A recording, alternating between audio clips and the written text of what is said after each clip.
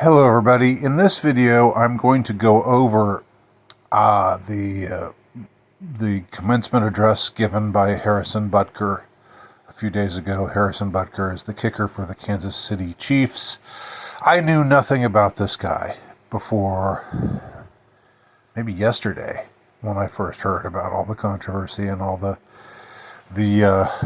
usual suspects losing their minds and calling for cancellations and all that kind of thing. And then I actually, so that everybody was responding to this one particular portion of this commencement address that he gave at Benedictine College, which is a conservative Catholic institution in the state of Kansas, where he was invited to speak. So everyone was just responding to that one particular portion of it, but I wanted to see it in its totality, so I did. It's 20 minutes and 35 seconds long. What I'm going to do here, and I think I'm going to break this up into two parts because I don't want this to get over long. But I'm going to discuss what this speech is about, because this is a really well-worded, well-crafted address given by a man who's obviously got it going on upstairs. I mean, this guy's, in the National Football League, but he's a smart guy. He's not a dumb jock. Well, he's a kicker, so I guess some people would say he's not a jock at all, But anyway, I was incredibly impressed with just the level, the intellectual level of the speech, and the way in which it tied various things together, all on a particular thread, which remained consistent. It was a through line, if you will, throughout the entire speech. And I wanted to say this in particular because, I was online doing what I shouldn't be doing, looking up reactions, from people, and a lot of people were supporting him, but then he also has plenty of detractors out there. And what really got on my nerves were the people who were saying, "Look, I believe, I think I agree with what he's saying, but this wasn't the time or the place for it." And their reasoning was, he's telling these women who just graduated from college that they're no value whatsoever unless they become wives and mothers. First of all, that's not what he's saying. Second of all, the it's neither the time nor the place idea falls by the wayside when you understand the context that this is a speech given by a strongly Catholic man to a strongly Catholic college, which, and not just Catholic. It's not enough to say Catholic, as we'll hear him talk about in a minute these days, but a Catholic institution that that actually wants to be traditionally Catholic, that actually wants to uphold Catholic doctrines and dogma and so forth. And what we'll see here in the if you watch this, watch me go over the speech here, and talk about it. What you're going to see is that there is a theme upholding everything, including the thing that everybody says, "Oh well, this was neither the time or the place." I mean, this is just such a shallow dismissive kind of thing to say, and it doesn't do justice to this guy's speech. This guy's a great speaker. you know, and so let's get started here with Harrison Butker's commencement address to Benedictine College. I would like to start off by congratulating all of you for successfully making it to this achievement today. I'm sure your high school graduation was not what you had imagined, and most likely neither was your first couple years of college. By making it to this moment through all the adversity thrown your way from COVID, I hope you learned the important lessons that suffering in this life is only temporary. As a group, you witnessed firsthand how bad leaders who don't stay in their lane can have a negative impact on society. It is through this lens that I want to take stock of how we got to where we are and where we want to go as citizens and, yes, as Catholics. Okay, he begins by saying to the students, I know you've had it rough. And by the way, if you want to just watch the speech without my interruptions, it's linked below. There will be interruptions here. So if you watch this video, that's I sometimes have people watch videos where I'm looking at something and cutting in, and they're saying, why didn't you let him just talk? Why are you interrupting him all the time? Well, because that's what this video is about, okay? But you can watch the straight video itself without any interruptions if you want. Just go below and click on that link. Anyway, he's setting this up with, by saying, you poor students, you probably were denied a proper high school graduation. You were probably denied, the comforting rituals that I had, and that most people just took for granted because of the awful leadership that took over during the time of the lockdown. And he's going to go into greater detail about that in a second. So right off the bat, he's getting right into it. He's not mincing words at all. One last thing before I begin. I want to be sure to thank President Minnis and the board for their invitation to speak. When President Minnis first reached out a couple of months ago, I had originally said no. You see, last year I gave the commencement address at my alma mater, Georgia Tech, and I felt that one graduation speech was more than enough, especially for someone who isn't a professional speaker. But of course, President Minnis used his gift of persuasion and spoke to the many challenges you all faced throughout the COVID fiasco and how you missed out on so many milestones the rest of us older people have taken for granted. There you go. While COVID might have played a large role throughout your formative years, it is not unique. Bad policies and poor leadership have negatively impacted major life issues. Things like abortion, IVF, surrogacy, euthanasia, as well as a growing support for degenerate cultural values in media, all stem from the pervasiveness of disorder. Our own nation is led by a man who publicly and proudly proclaims his Catholic faith, but at the same time is delusional enough to make the sign of the cross during a pro-abortion rally. He has been so vocal in his support for the murder of innocent babies that I'm sure to many people, it appears that you can be both Catholic and pro-choice. All right, so notice what he's doing here right from the get-go. He's talking about, terrible policy from people, from public leaders who won't stay in their lanes, who overstep their authority. And he draws all these things together. He's saying, the COVID fiasco and the lockdowns, which never should have happened. That's of a piece with all these other things that he ties together, like abortion and IVF and the approval of cultural degeneracy, and having a president who claims to be a Catholic, but who does the sign of the cross during an abortion rally. That's just immediately what he's drawing attention to are Catholics in public life. He specifically mentions the president.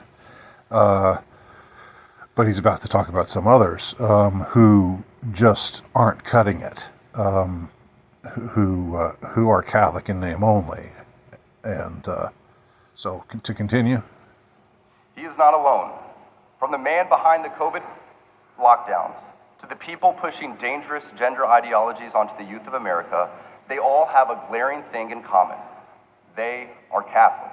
Okay, so that's something pretty ballsy for this guy to say. Instead of just saying Catholic pride, I love all Catholics are great. If you're a Catholic, then I'm with you.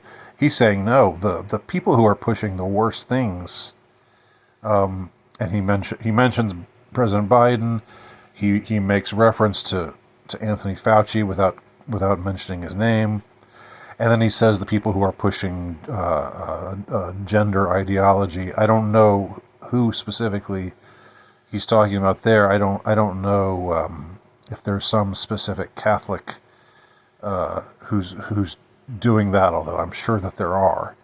I'm sure that there are people who call themselves Catholic or who are culturally Catholic or who embrace the label of Catholic and still push things like that.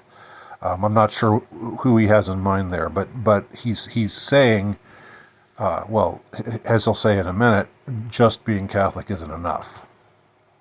This is an important reminder that being Catholic alone doesn't cut it. These are the sorts of things we are told in polite society to not bring up. The difficult and unpleasant things. But if we are going to be men and women for this time in history, we need to stop pretending that the Church of Nice is a winning proposition. We must always speak and act in charity, but never mistake charity for cowardice. Okay, great. The Church of Nice, that's a reference to something that what's his name said, a guy who's now kind of on the outs, who had his own little scandal, the Vortex guy. I can't think of his name right now, but but anyway, he coined this phrase, the Church of Nice, and it certainly, it is apt for people who just don't ever want to rock the boat, don't ever want to mention anything controversial or countercultural, and who just sort of go along to get along. And he's saying, oh, that's not enough. It's not enough to just be Catholic. We have to embrace what the faith is all about and the doctrines that define the faith. It is safe to say that over the past few years, I've gained quite the reputation for speaking my mind.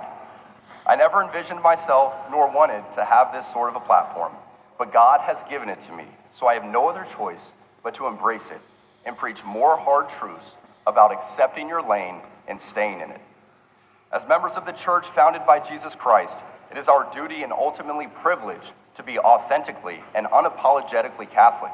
Don't be mistaken, even within the church, people in polite Catholic circles will try to persuade you to remain silent. There even was an award-winning film called Silence, made by a fellow Catholic, wherein one of the main characters, a Jesuit priest, abandoned the church and as an apostate, when he died, is seen grasping a crucifix, quiet and unknown to anyone but God. As a friend of Benedictine College, His Excellency Bishop Robert Barron said in his review of the film, it was exactly what the cultural elite want to see in Christianity: private, hidden away, and harmless. Okay. Good point made there. Now, the movie he's referencing is, of course, Martin Scorsese's movie Silence, which is based on a novel by a Japanese author who I can't remember the name of right now. But it does end in the way that he says, with the main character renouncing his faith publicly, but still hanging on, to a crucifix under the cloak of the, having adopted the acceptable Japanese way of believing, and how this is sort of saying, or sending a message. If this character is someone that we're supposed to see as relatable or likable, which I don't know whether that's a little bit of a stretch, but I think that Bishop Barron is correct when he says that is what the church's enemies want. They want people just to shut up about their faith. It's okay to have their faith. They should just shut up about it and not talk about the ways in which their faith contradicts, the dogma, the secular dogma of the day. And again, he draws attention to another Catholic, Martin Scorsese, being the director of this movie, which he's making the case for being anti-Catholic. I don't know whether I would say that. Not that I'm, Scorsese's my boy, of course, but I'm not just knee-jerk defending him or anything. I had some problems with that movie myself. Our Catholic faith has always been countercultural. Our Lord, along with countless followers, were all put to death for their adherence to her teachings. The world around us says that we should keep our beliefs to ourselves whenever they go against the tyranny of diversity, equity, and inclusion. We fear speaking truth because now, unfortunately, truth is in the minority. Congress just passed a bill where stating something as basic as the biblical teaching of who killed Jesus could land you in jail. Woo! Whoa! Did you just hear that? Did you hear that? He went there. Some of you out there, and you know who you are, who just think, if all of Christianity out there are just Daily Wire people. They're just Christian Zionists everywhere. Listen to that. What he just said. He drew attention to I guess it's the anti-Semitism bill, which I've heard about. I haven't looked into extensively. And that he said what he says, what he implies, without saying it directly, is if you draw attention to that Jews were the ones who killed Christ, that now you're in danger of under this bill, if it passes, if it becomes law, I guess, that you're in danger of seeing some jail time. When all you're doing is it's just you're just reading the Bible and seeing the story that is told in the New Testament. Okay. But make no mistake, so that's pretty based. Before we even attempt to fix any of the issues plaguing society, we must first get our own house in order, and it starts with our leaders. The bishops and priests appointed by God as our spiritual fathers must be rightly ordered. I love this. I love how he's going after the bishops and the priests, not in a disrespectful way, not saying well, I guess it could be seen as borderline disrespectful. I don't know. We're going to see what he says in a minute, but he's upholding their authority, but he's saying they need to start acting the part that they've been given. They need to start acting like priests and bishops and not be the buffoons that a lot of them are being right now. So, to continue. There's not enough time today for me to list all the stories of priests and bishops misleading their flocks, but none of us can blame ignorance anymore and just blindly proclaim that that's what Father said. Because sadly, many priests we are looking to for leadership are the same ones who prioritize their hobbies or even photos with their dogs and matching outfits for the parish directory. I don't know what that's specifically making reference to. A bishop or a priest just wearing the same outfit as his dog and posing for the parish directory. And just being all cutesy. I'm tired of that shit too. I really am. It's easy for us laymen and women to think that in order for us to be holy, that we must be active in our parish and try to fix it. Yes, we absolutely should be involved in supporting our parishes, but we cannot be the source for our parish priests to lean on to help with their problems. Just as we look at the relationship between a father and his son, so too should we look at the relationship between a priest and his people. It would not be appropriate for me to always be looking to my son for help when it is my job as his father to lead him. Okay, so again, just note the through line here. The through line, as I've said before, is how to being Catholic, being properly Catholic, being a Catholic who and I know that a lot of people out there watching this are probably not Catholic, but I hope you can still see the importance in how he's addressing these issues as a Catholic. And I think it could, because it could be how anybody in any denomination that has, a lot of problems, that has a lot of wayward parishioners and wayward clergy, who've departed from the doctrines of the faith. That this is a way to call them to task. So yes, he's saying we can't. The priests and the bishops need to figure their shit out. Need to work it out. That's not something for a layman to try to fix for them, because laymen are metaphorically to the clergy the way that a son is to a father, and a father, has a responsibility to get his shit together for the sake of his children, and that's the same. The same goes for the clergy here. He's saying. St. Jose Maria Escriva states that priests are ordained to serve and should not yield to temptation to imitate lay people, but to be priests through and through. Tragically, so many priests revolve much of their happiness from the adulation they receive from their parishioners, and in searching for this, they let their guard down and become overly familiar. This undue familiarity will prove to be problematic every time, because as my teammate's girlfriend says, familiarity breeds contempt. Now that was clever. That was a clever reference to Kelsey and to Taylor Swift. His teammate, of course, he's referencing Travis Kelce and Taylor Swift's song, whatever song it is, where she says familiarity breeds contempt, which isn't something which isn't a saying that she made up, isn't a phrase that, or an idiom that she coined or anything, but it's a clever way of making reference to that, to the famous or infamous Kelsey Swift relationship here, and it's very knowing, it's very clever. He does a lot of this. He makes reference to things without specifically, but he leaves it to us to put two and two together a lot of the time. Again, this guy's a very skilled speaker, a very skilled speech writer. I'd like to hear him speak more.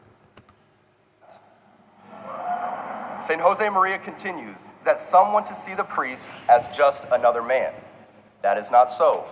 They want to find in the priest those virtues proper to every Christian, and indeed every honorable man: understanding, justice, a life of work, priestly work in this instance, and good manners. It is not prudent as the laity for us to consume ourselves in becoming amateur theologians so that we can decipher this or that theological teaching, unless, of course, you are a theology major. We must be intentional with our focus on our estate in life and our own vocation. And for most of us, that's as married men and women. Still, we have so many great resources at our fingertips that it doesn't take long to find traditional and timeless teachings that haven't been ambiguously reworded for our times. Plus, there are still many good and holy priests, and it's up to us to seek them out. Okay, ambiguously reworded for our times, boy. There have been there's a lot of ambiguously worded documents and statements being made by certain Catholic members of the hierarchy right now. But he's not picking fights. He doesn't,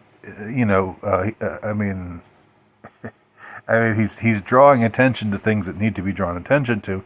He's not being overly deferential, but he's not naming. The only name that he's named is Biden, and so far, and hell, he's the president of the United States. So yeah, of course, his name should be named. But when it comes to members of the clergy, he's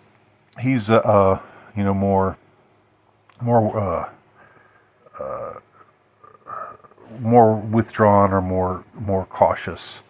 But he does say, there are holy men out there that we should seek out their counsel. The chaos of the world is unfortunately reflected in the chaos in our parishes, and sadly, in our cathedrals too. As we saw during the pandemic, too many bishops were not leaders at all. They were motivated by fear of being sued, fear of being removed, fear of being disliked. They showed by their actions, intentional or unintentional, that the sacraments don't actually matter. Because of this, countless people died alone without access to the sacraments, and it's a tragedy we must never forget. Wow. Oh man, that speaks to me. That really, really, really speaks to me, because I have had a very hard time forgiving the church for just closing down. Just closing down, just being overly deferential to the powers that be, and just saying, okay, we know it's Easter. It was during Easter of 2020. And, you know, all over, including in my home state, they just closed, they just put a lock on the door, didn't let anybody in. And you're supposed to just watch the Easter Mass, you know, on Zoom or whatever, on Skype or on Facebook or whatever. I still think that is a black mark for the church, and I talk about this in my most recent published work, analysis of a 2020 scamdemic, reflections on the 2020 scamdemic. That I thought, just like it was just like the church just.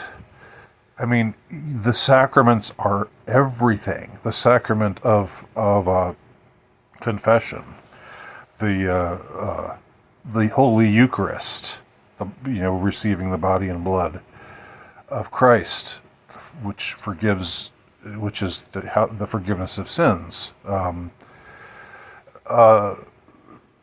Catholics everywhere were robbed of the sacraments for weeks on end. Some places for months on end, and this was with the connivance of the church in most places, and that is something I just find unconscionable, and I'm so glad that Harrison Butker makes reference to it in this commencement address of his. As Catholics, we can look to so many examples of heroic shepherds who gave their lives for their people, and ultimately, the church. We cannot buy into the lie that the things we experienced during COVID were appropriate. Over the centuries, there have been great wars, great famines, and yes, even great diseases, all that came with a level of lethality and danger. But in each of those examples, church leaders leaned into their vocations and ensured that their people received the sacraments. Great saints like St. Damien of Malachi, who knew the dangers of his ministry, stayed for 11 years as a spiritual leader to the leper colonies of Hawaii.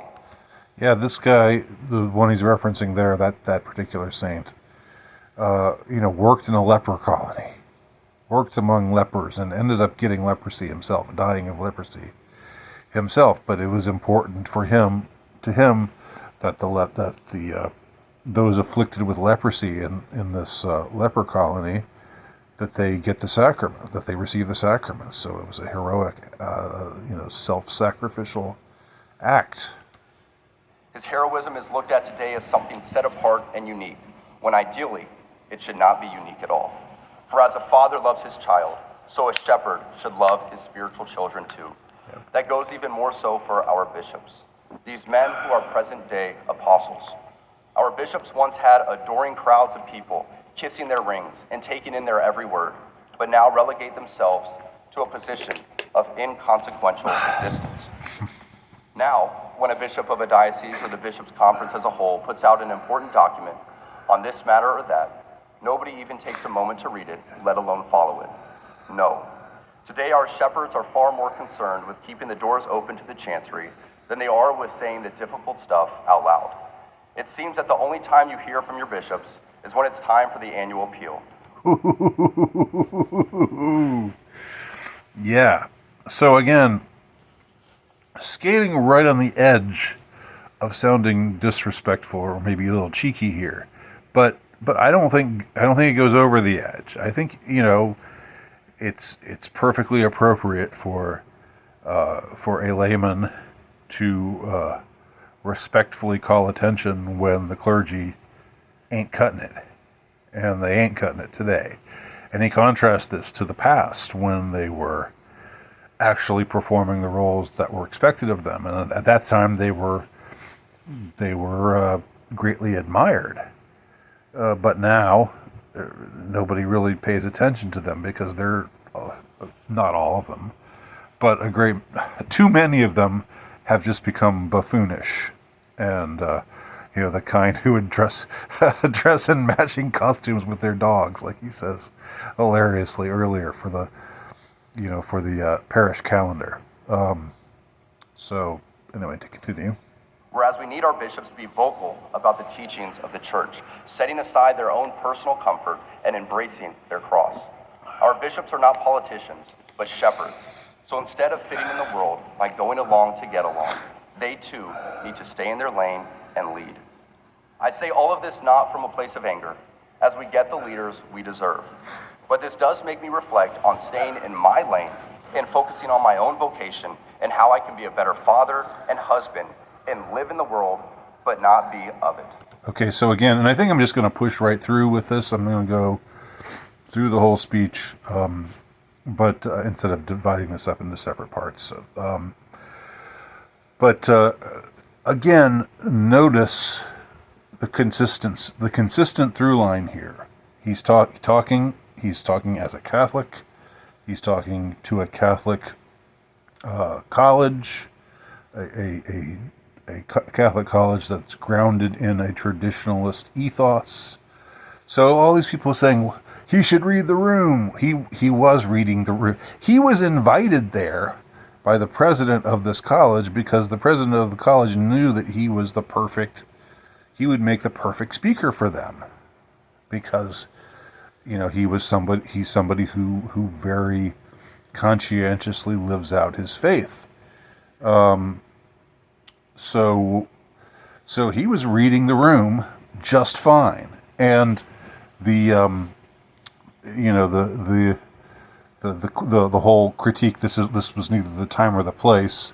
It is the time and the place, both, because the place is a Catholic university. The time is a commencement address, the graduation of the seniors of this Catholic institution.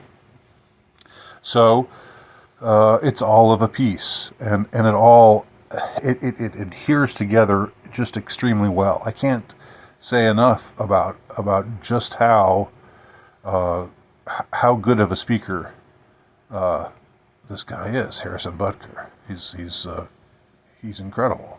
To continue. Focusing on my vocation while praying and fasting for these men will do more for the church than me complaining about her leaders. Because there seems to be so much confusion coming from our leaders, there needs to be concrete examples for people to look to in places like Benedictine, a little Kansas college built high on a bluff above the Missouri River, are showing the world how an ordered, Christ-centered existence is the recipe for success. You need to look no further than the examples all around this campus, where over the past 20 years, enrollment has doubled. Construction and revitalization are a constant part of life, and people, the students, the faculty and staff, are thriving. This didn't happen by chance. In a deliberate movement to embrace traditional Catholic values, Benedictine has gone from just another liberal arts school with nothing to set it apart to a thriving beacon of light and a reminder to us all that when you embrace tradition, success, worldly and spiritual, will follow. Okay, so again, drawing attention to the fact that the school in recent years made a conscious decision to embrace Catholic tradition, whereas before that, I guess they were just another, Catholic in name only kind of place, and weren't really that special. But now they've now that they've embraced their faith, good things are happening for them.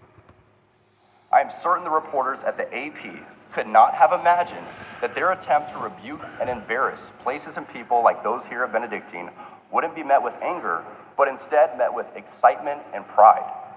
Not the deadly sin sort of pride that has an entire month dedicated to it, but the true God-centered pride that is cooperating with the Holy Ghost to glorify Him.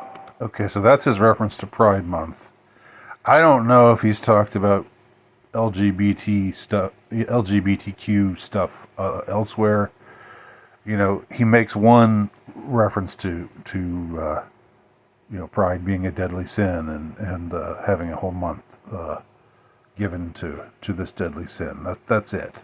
So all the people saying, "Oh, he's so anti-gay," that's the only thing he says, and it's just taking. It's saying that Pride Month it's inappropriate because it's embracing a deadly sin, pride being one of the deadly sins, as if it were good. Reading that article now shared all over the world, we see that in the complete surrender of self and a turning towards Christ, you will find happiness. Right here in a little town in Kansas, we find many inspiring lay people using their talents. President Minnis, Dr. Swafford, and Dr. Zimmerer are a few great examples right here on this very campus that will keep the light of Christ burning bright for generations to come. Being locked in with your vocation and staying in your lane is going to be the surest way for you to find true happiness and peace in this life. It is essential that we focus on our own state in life, whether that be as a layperson, a priest, or religious. Ladies and gentlemen of the class of 2024, you are sitting at the edge of the rest of your lives. Each of you has the potential to leave a legacy that transcends yourselves and this era of human existence. So this is where he starts to address the graduating seniors, and this is getting close to the portion of the speech that everybody has heard, and everybody thinks that they just have this guy dead to rights because he obviously said something, really, really misogynistic, and it's not true. It's not true in the least. But let's continue to listen. In the small ways, by living out your vocation, you will ensure that God's church continues and the world is enlightened by your example. For the ladies present today, congratulations on an amazing accomplishment. You should be proud of all that you have achieved to this point in your young lives. I want to speak directly to you briefly because... Okay, notice that this is getting to the controversial part, but notice that he says, congratulations to the ladies for, doing what you've done, for excelling, or at least, I don't know if you have to excel to graduate, but for doing what you need to do to graduate from this institution. And so it's not that he's just saying, you women here, you need to just go, you need to stop going to college, you need to go home and get married at age 18 and have, 5 or 6 kids by the time you're 21, or any of the outrageous kinds of things that they were characterizing him as saying. It's not in the least true. Let's continue to listen. Because I think it is you, the women, who have had the most diabolical lies told to you. How many of you are sitting here now about to cross this stage and are thinking about all the promotions and titles you are going to get in your career? Some of you may go on to lead successful careers in the world, but I would venture to guess that the majority of you are most excited about your marriage and the children you will bring into this world.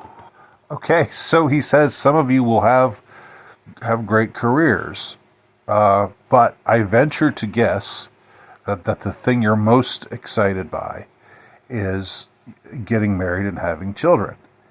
And he's not wrong for this demographic.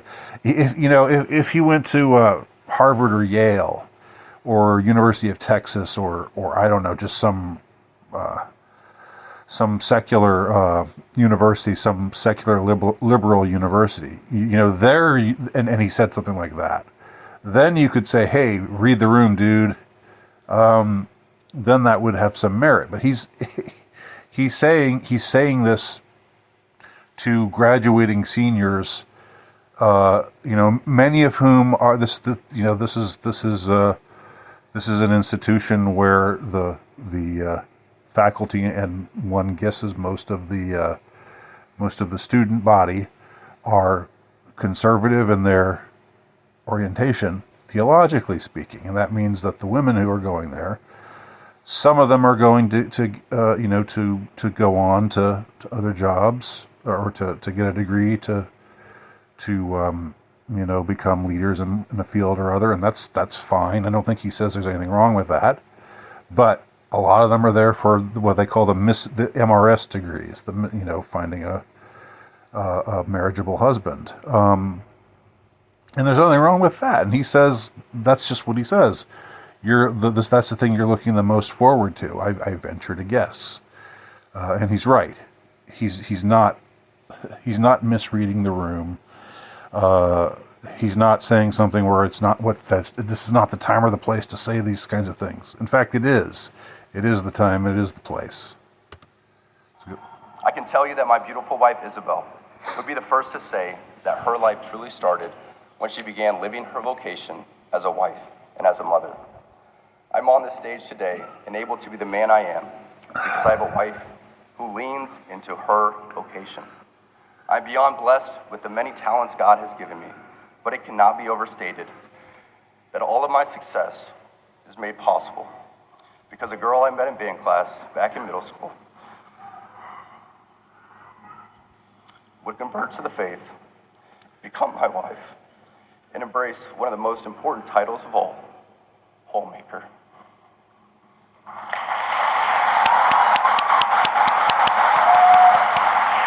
Listen to the applause. That's the line that got applause.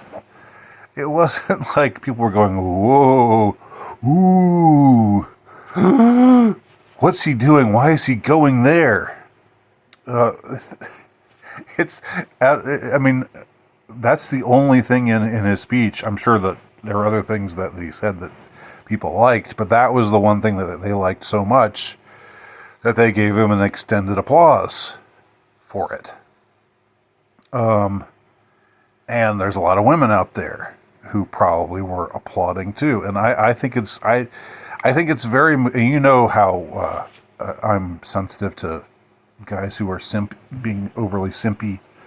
But I actually thought this was very sweet, the way that he talks about his wife, and how, he owes everything that he is to her. It wasn't. I didn't think it was simpy. I thought it was actually just a very loving, noble thing for him to say. And yeah, that's the